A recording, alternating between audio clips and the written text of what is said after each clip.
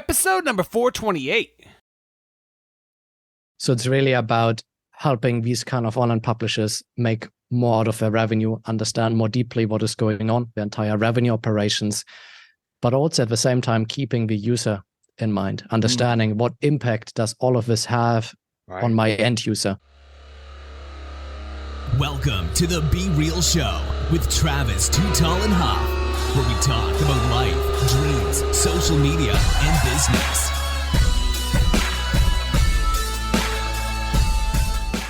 Well, hello and welcome to the Be Real Show with Travis Too Tall and Huff. Folks, I hope you're fired up today. I hope you're ready to get fired up for this energy that we're going to bring to you today. Whenever you're listening to nights, weekends, mornings, the best thing about podcasts, you can listen whenever and wherever. But today, I think you're going to want to think about your revenue, that money line, whether you got multiple streams of revenue, whether you got one stream of revenue, whether you try to find new revenue.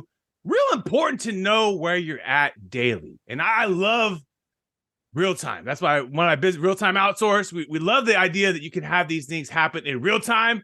And we are bringing you my man that is doing it today, Mr. Nils Lind. Nils, are you ready to be real? Yeah, perfect. Let's get started. Let's get started, he says. So you are the founder of Assertive Yield. We'll get into the business, talk about everything you're doing for revenue, tracking it down. I was checking the website out today. You're all-in-one revenue solution. I love that. Acquire more traffic, scale with data in mind. Tell me, before we get into that, were you always into business? Were you always into marketing, creating things and selling them or building them? Pretty much, like, even when I was still going to school, I would already start basically the first business along the side. Back then, actually, like in the gaming space, turning like a community of just like a small family of gamers, growing it out into, at some point, one of the biggest networks in the world for the Minecraft community. Oh, wow. And then moving into publishing and finally moving into the revenue operations of publishing. Got you. And so that's what that, so because you built the community, it kind of led you down the journey of, let's be real, you build a huge community, it's going to lead to revenue. At some point, that's the new kind of terms we're living on. Look at Mr. Beast, look at some of the biggest innovators and creators.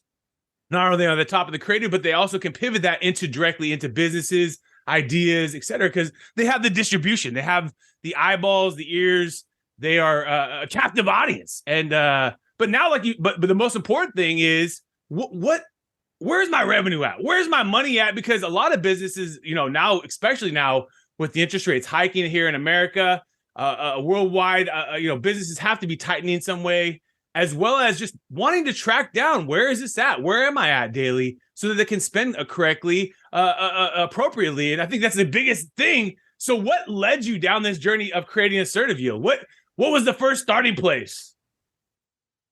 So it pretty much all started at a difficult time like we have right now, where like we were operating those online portals with those communities and generating revenue through advertisement and otherwise. And one of the big partners was shutting down in the business, but this partner was generating 70% of our revenue. Oh, and from one day to the next one, we basically our revenue plummeted to half. And yeah, we had to kind of survive. We had to make changes to it. So we decided, okay, we have to go with more advertisement. But having communities, those communities basically started to revolt against more advertisement because they don't understand that, of course, like, okay, revenue cut in half, company's no longer profitable, but has to survive. Right. And so you got to run some ads. You got to survive, baby. We got to, at the end of the day, let's just be real. That's the name of the game. We're seeing it right now. A ton of advertising companies, unfortunately, firing people because they have to survive. Let's just be real. Facebook, Meta, a variety of large companies. And so getting back into that, so survival mode, obviously, and then you have the idea of, hey, wait, there's all this revenue to be tracked out there on businesses, and where is it at, and how can I track it down? So where does that start from? How do you start with that process? Basically, like we had the issue that we were increasing the amount of advertisements on the pages, but it would hurt our user retention. So step by step, users would no longer come as frequently. In some kind of cases where it's a bit more niche, they would revolt and completely abandon. Wow. and never return. Got you. So at this point in time, we basically decided, hey, previously in the gaming world, what we did is we would understand what our user lifetime value is. If we made a change to the system, we would know and measure how much impact it had on the user lifetime value. Right. So why can't we do the same thing in this kind of world? And we searched around for any kind of products and tools that could help us achieve that, but there was just nothing on the market that could do it. So we set out to build it internally for our in-house use initially, to be able to understand, measure user lifetime value, and use that information to drive decisions on how can we squeeze more out of it. Because businesses, that's one of the biggest concerns they're having right now. At the end of the day, you want to overspend for a user. You don't want to underspend for a user, but you need new customers. In every business, you always need something new to come in, either to place that old, maybe they have a 70%, someone revolts, like you said, they're completely gone due to the sentiment of the brand, due to the sentiment of the company, decisions, data, et cetera. Your data privacy is a big one right now for advertisers and users, learning more about that. A lot of these companies, you start talking on the phone and next thing you see ads for it. You know what I mean? They got access to your phone. And obviously that pushback has happened for a few years now, with Apple making changes and with all these, things basically being aware of, to where, hey, maybe they don't have as much advertising dollars because they don't have as much people on Meta or active users, like you said, using it every day. But that doesn't mean there's not a new user that could come on the platform for Meta. They're actually seeing that more younger users are coming back on Meta, Facebook. And Facebook obviously has to have a strategy to, hey, get more young kids on to compete with TikTok and to compete with, or obviously figure out using their own data. Hey, where's the new customer? Because they can't only count on the same person that was there yesterday because sentiment could change, things could change. And so it's really good point. What types of businesses did you find that the outside of when you first had it for yourself, obviously, and you proved a good testing ground? What were some of the types of businesses that you started to kind of reach out to, or what was the next step after that? Did you think it was going to actually be a business? It's on its own? No, at this point in time, it was just like internal usage, but starting to collect so much data, there was always the question in the room, what else can we do with this data besides the use cases we already had? What would other industry experts do with the data? Because at this time, we were not fully that much like experts in this industry. We had like a few years of experience, but nothing compared to some that have been like in the industry for 20 years or longer. So we basically spoke with other people within kind of like the industry itself to understand, hey, what would you do if you had this kind of data? What value do you think we could drive from it? And this was kind of where this kind of product market fit would form. And we would understand, hey, actually, these people have not really seen this granularity of data, this real-timeness of data.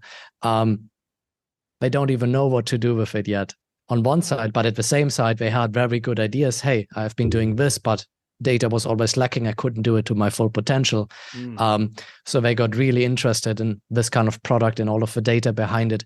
Also becoming curious, what can I do with it? And this was basically when every other call or every second call or something, people were so interested that they just wanted to use it to dig through the data and see what they can find. If they can find certain trends or something they can use and capitalize on to make changes and benefit. It's kind of like the Chat GBT tool that's being released right now, where everyone's kind of playing with it and figuring out exactly how they can use it and apply it in their business. If you're not, you're missing the ball, because it's kind of like the Google search. It's kind of like, we don't know exactly how it's going to benefit each person. Obviously, there's trends and things you can do, but you're right. Like, I think it's for many of us, we don't know until we start figuring out and playing with it and learning about our customers. And sometimes we've never even known some of these businesses, because this data has been so all over the place. It never in one place where you can just log in and say, hey, this is what's going on. That was, I remember the beginning of digital, where you could actually start saying, hey, this is how many people saw your advertisement on digital versus broadcast television, where it was like, I don't know exactly how many. It's all estimates, and they still don't know exactly how many people are leaving and turning the channel and doing all these things. Unlike your digital ads, where you have much more understanding about that customer or consumer, what they're doing, and it was a transformational change. I think that's where you guys are at now. Obviously, even you guys are a huge company now from when you started, but even more and more businesses need to take this seriously, obviously, because from small, medium to large. If you don't understand this, if you've taken blessings on all this good money that's been coming in, hey, shit could change, guys. Let's be real. It could change in one call, or one change to the platform, or one sentiment change.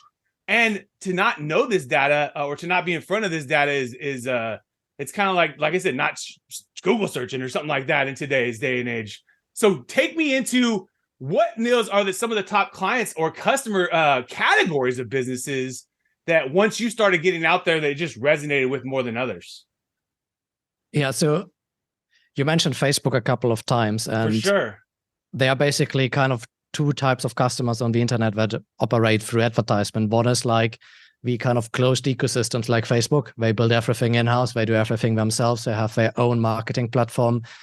Advertisers book directly. Right. And then there's more of this kind of open internet where we have all of the different editorial publishers, like the newspapers and so on, any kind of online tools, independent stuff, where all of the advertisement is more like a chaotic and big kind of ecosystem. And this is the part where we are in, basically. So we are like on the open side. Gotcha. And we work with those publishers, be it newspapers, be it combinations of a lot of small publishers combined under one kind of network, or be it things like online dictionaries and similar, or also things like booking platforms and otherwise that do not only make revenue from advertisements, but also have their own internal promotions of products, listings, and so on. And where we really come in, and it's very different for every specific kind of publisher or media company in this kind of field. It really depends on what their core structure is, what the core team is that is using the product, and so on. Like at the end of the day, what we basically bring them is data. And it really depends on what their goals are and how they utilize this data. But in the end, like the core about the entire system is bringing data from multiple sources all into one place, creating a single source of truth. So instead of relying on like multiple third-party systems that all track the data in a bit of a different way, and it doesn't combine well, and providing this in real time. So if like an incident is happening, they know immediately what has happened. If there's something needed for troubleshooting, we can check immediately. We don't need to wait many hours. So it's really about helping these kind of online publishers make more out of their revenue, understand more deeply what is going on, the entire revenue operations, but also at the same time keeping the user in mind, understanding what impact does all of this have on my end user. Is this change? Yeah, it was great in revenue, but actually our user retention reduced because of it. It went down. So should we really go this path, or should we try to find a better middle way? Yeah, because that's the fine line. I mean, at the end of the day, you can serve ad on your, but are they going to come back to just be seeing ads every day? You know what I mean? I think that's been the downfall somewhat of the Facebook platforms and Meta, as even a social media company that I love being able to advertise in all these different places, but it somewhat cannibalized it when it was like, damn, every 3 posts now, like every 2 posts now. I mean, and then once they started getting into your data, people were like, what the hell? I was just talking about Yosemite, and now I'm seeing Yosemite on my phone. I was just talking about this product line with my girlfriend. Now I'm seeing it on my thing. People start putting those things together. Hey, how much data does this thing really have?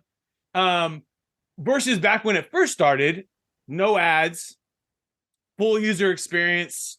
Obviously, it was fresh and new. Let's just be real. It's anything that's fresh and new. Obviously, we're engaged. We're super hyped on it. But the overall, it hurt the brands too, because brands, when they used to put out content, would actually get to the people that followed. So if you had 100,000 followers, you'd actually reach a good amount of those people organically. Now, much harder for that 100,000 followers to reach the same amount organically on that platform, because obviously, they change the algorithm. They just make a few little tweaks, and hey, they used to get 10%, now you get 5%. Hey, you used to get 5%, now you get 2%.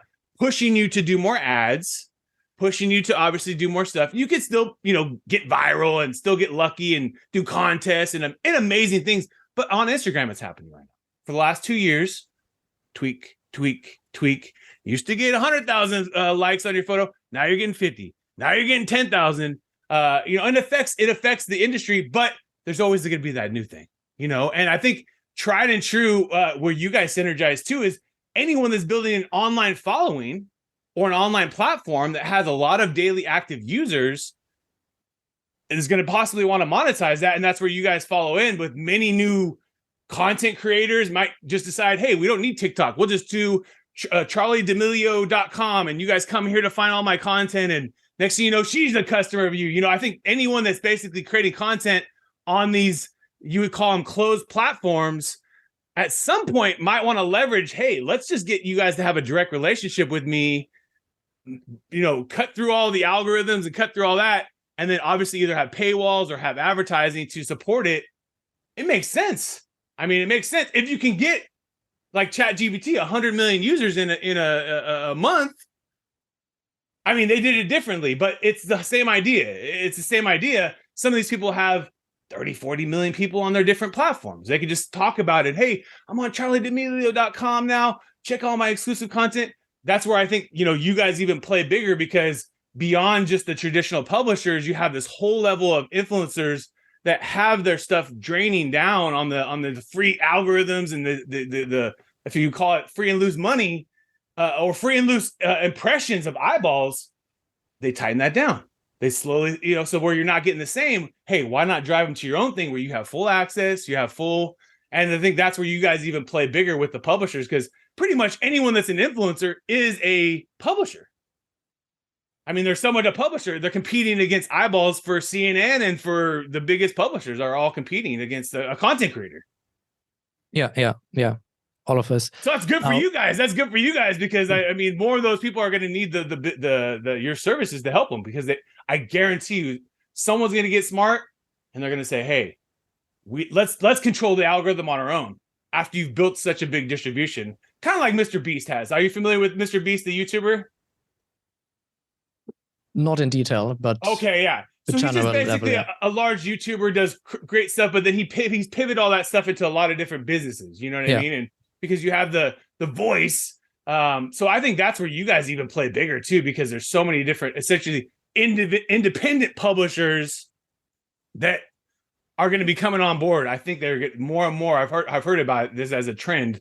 But there's also at the same time still the trend that it is, for those publishers, getting more and more difficult also to acquire and build out the audience. Right. So like the entire audience development of these kind of open internet market publishers, right, the acquisition cost and the audience development cost is also really becoming more and more expensive.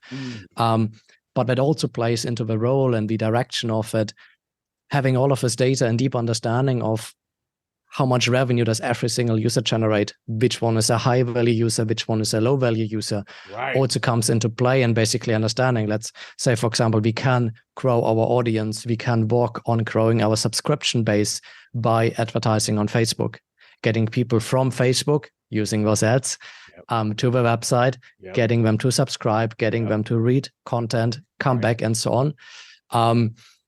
All of this, of course, there's still money being spent on Facebook and the cost of acquisition. But of course, if we can get this user to stay and stick around long term, then there can be a big upside. But all of this kind of entire game of getting and building this audience has also becoming more and more difficult and expensive as content is getting more and more cheap to produce. More and more overload in content overall. Right. Like everyone's pushing, everyone's posting, everyone's doing everything. Everyone's at full tilt on all levels.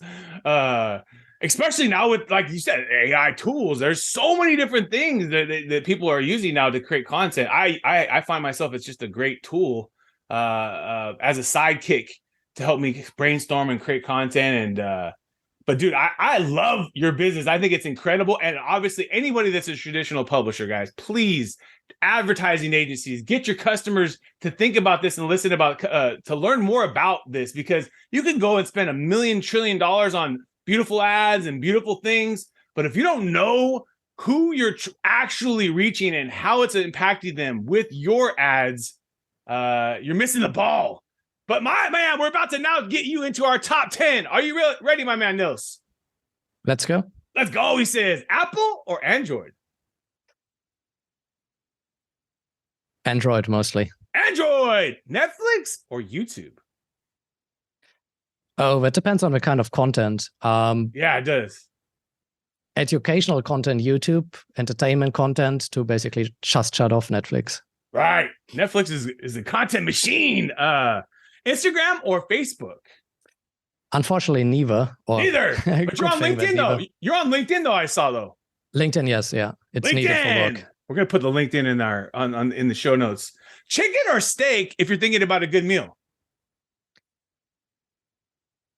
If it's fantastic quality steak. The best steak in the world, baby. We're going for the best, baby. We're dreaming big. Laptop or smartphone? Laptop. Laptop. Clearly. You can get way too much done on a laptop. They still haven't figured out the incredible like keyboard laptop that hooks up to your smartphone and you can just bust out. Because I think that's the missing factor. The keyboard, that experience. When they figure that out, that's the next big company. Spotify or Pandora? Deezer, actually. Deezer, what's that? Tell us about that. Is that a Netherlands? It's a European competitor to Spotify, like another company. Nice. So it's pretty much the same. Got you. Yeah, it's incredible what you can get now with the. Back in the day, we used to have to go get the CDs when they drop, and you'd have to get the physical, drop. Now it's just like everything's right there. Whatever you want to listen to, anything you want. And I believe those companies will eventually compete with YouTube. They will eventually have video as part of the bandwidth, and I think that they will all want content creators to also put their videos on there, and they'll be a big competitor to YouTube. So YouTube, better watch out, boys. Google, better buy somebody. Movies or video games? Movies. Yeah. Video games are too addicting too for a lot of successful entrepreneurs, because then you just want to compete, and then you're like, oh shit, I got a lot of work done. I got to get done. Listening to books or reading books? Clearly reading books. Reading books, get the physical. Do you mark up your books? Do you what do you do after your book? Do you look at them? I don't mark up, but I sometimes write summaries after every chapter. Oh wow. That's good. To your own summary. Yeah, basically bullet point summaries. Yeah, that's smart, because then it's your own words. That's a good point. I've never had someone say that. That's a really good point. Write your own summary at the end. Not just their summary, write your own summary. I like that. Stocks or real estate, if you're thinking about investing, diversifying the portfolio?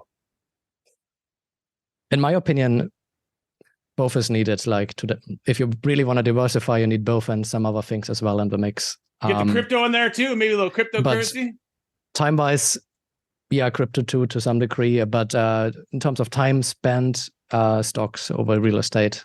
Easier to get in and out of is the best part about stocks, right? Like you don't have to necessarily have like a 60 day timeline and all these different paperwork alone just to sell something in real estate is crazy. But you're right. I mean, the combination, and you can also invest in real estate different ways now with fractional real estate and some of these things like that. So you don't only have to do it just with big money. You can just get started small with like Fundrise or something like that too, just with small money to learn about it.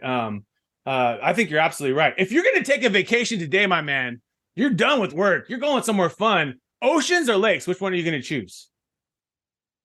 Oceans, definitely. Which ocean are you going to go to? We're out, baby. You're going to enjoy a pina colada at your favorite ocean. Where are you going to go? Tough to say, but since I'm based in Europe, probably Spain is the closest. Ooh, nice. Beautiful. Like Barcelona, these oceans are beautiful. I've seen on some of the...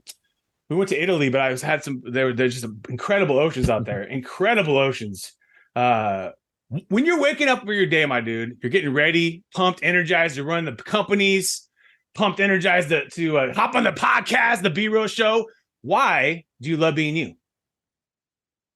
Why do I love being me? Yeah. That's not an easy question to answer. It's not an easy question. But we love you coming on the show, so I always ask the question, why do you love being you? I mean, I'm really happy with the entire thing of building up this company, the day-to-day process. Yes, it's a lot of work. Yes, it also means weekends and other things. But for me, it's not just work. It's actually like a basically hobby at the same time. I didn't go into it because of making money out of it or something. Like the first company started while I was still in school. I did it because it was a hobby for me. Right. I was able to scale it to actually produce money. The next company started as an investment. But again, I did it because I like doing it. And now with this company, it's the same thing again. Yeah. Like I got a bit bored of the previous stuff. This was something new and interesting. And now gonna see where we can take it. We're gonna take it to the moon, baby. A startup to the moon, baby. We're going to the moon and back. Do you have a routine on starting your day? Do you have like a routine that you go about your day to get going? No, not directly. So just a normal morning routine. Yeah. Nothing special. Right. Everyone has a different kind of routine, so I always ask that one too. Is there a skill that you're trying to master? Is there something you're trying to get better at right now? Managing my time better, I would say. That's a hard Seeing thing to about do. getting more breaks during the day. Right. How do you Trying to- try to do that? Do you do it with the schedule, like a calendar, or do you have it like on your phone? How do you manage your day specifically? I put focus time blocks in it, and I that's try good. to book meetings for shorter, and so to have breaks in between. But Right. I still end up with meetings within the focus time, and I still end up with meetings that go completely over time and into the next meeting, although I have a break in between. Right. It's So the hardest it's thing not to easy. do. They say the easiest thing to do sometimes is to grow the business. The hardest thing to do is to say no. Because Yeah. sometimes like smart growth and all these different things and like that. And then I think finding talent to replace the things you hate. Those two, I think, are like how you get Elon Musk and Jeff Bezos and some of the greatest entrepreneurs. They are hella smart with their time. And then they also find people to do the things that they hate doing. And they just do good at it. I mean, I'm sure it has a lot of challenges too. I can only imagine. Is there a tool or an app that helps you run your business? I would say the tool I use the most is just Excel sheets. Oh, Putting yeah. things in there. When I Right. make a decision about something big, I usually create an Excel sheet, putting all the pieces of information, collecting Excel's data. the best, man. Excel is the absolute best. It's incredible the formulas you can create and then replace. And I remember learning about that in college. They taught us how like in a whole like class about Excel. And it was just like the beginning of like learning. Wow, this is cool. Beyond just plus and minuses, you can create a template and a formula, and then you can use it to manage, like you said, a lot of data, a lot of input stuff that would take a lot of time to calculate too. So it helps the experience both not only as a user, but then also take that data and then show it to somebody. Hey, this is your plan for your social media, or this is your customer's input. Take a lot of data and then put it into one, nice little sheet for them. If you, my man, could sit down to a lovely steak dinner with anyone in the world and they're flying out to you tonight, who are you going to go sit down with today? I always like to say Gandhi, but he's not alive anymore. So that's all right. We've had past people. I would love this. That would be incredible. Gandhi's someone that obviously stands the test of time. So yeah, let's just be real. The things that he practiced and preached stand the test of time. So that would be an incredible meal. I don't know if he eats meat or not, but you guys would have maybe a vegan meal or some curry or something good. And then last question to you, my dude, is there a book that you either reread or that you just sticks to your soul? You just love it. Now, one book I always go back to, but now the name just doesn't ring a. That always happens, dude. It's not. We know you've read it 100 times. It always happens to me too. Where I'm like, yeah. So, what's it called? No, but I forgot the name. But it's basically about never negotiating a deal. Oh, nice. Never negotiating. So it's a negotiation book. Or basically like when you negotiate, never to give in, and it's from like a hostage. Gotcha. People from someone that would basically resolve hostage situations and about their negotiation tactics. Wow, I think I've actually is it his name's Chris maybe, or I've heard of it. I think I heard. I forgot about it. That's a good point though. Never give in, folks. We always say we go too cheap on our prices, but never give in. If you know your value, set that value. You know that value. My dude Nils knows his value. Where's your favorite place for people to learn more about the business? Because we want to put that in the show notes as well. The best place would probably be the website itself, assertiveyield.com. Got you. Assertiveyield.com, folks. We're going to put that in the show note. Dude, I appreciate your soul, your energy, your passion for life. This business is just in the infancy, brother. I'm telling you, you have a whole nother level of people that are going to be publishing more on their own. And then also more and more of the traditional publishers are going to start to go, what the hell am I doing? And they're going to have to hop on board too. So you're in the driver's seat, my dude. Enjoy the rocket ride. Folks, you've been hanging out with my dude, Nils Lynn and Travis Too Tall and Huff. We want to thank you again for your time today. And let's keep being real. What another epic episode.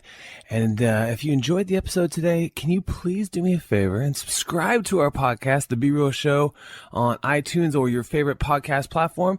And also take a little time today, if you don't mind, and give your boy T Huff a review. I would really super appreciate it. And thank you so much for listening today. We're all going through a lot right now. And real-time outsource, my business, is giving back to local and small businesses. Through our social media services and campaigns, we are actually helping small businesses get more exposure during these times, and also when we get through these times. At the end of the day, we don't know how long this is all going to last, but most importantly, you got to think about your business right now and take it seriously. So come check us out at realtimeoutsource.com, and we would love for you to qualify and get the process started where we can take a look at your business and see if we can qualify you for some of our services. At little to no cost for most of the businesses, and some businesses, you're gonna have to pay, but that's just part of life, right? But most importantly is that I think this is the time, folks, that you can actually help thrive in your business. And so I would love to help you personally with our team. We're all going through a tough time right now, so take advantage of us. realtimeoutsource.com. Check us out, and we would love to do some business with you and help you with your social and digital media in 2020 and beyond.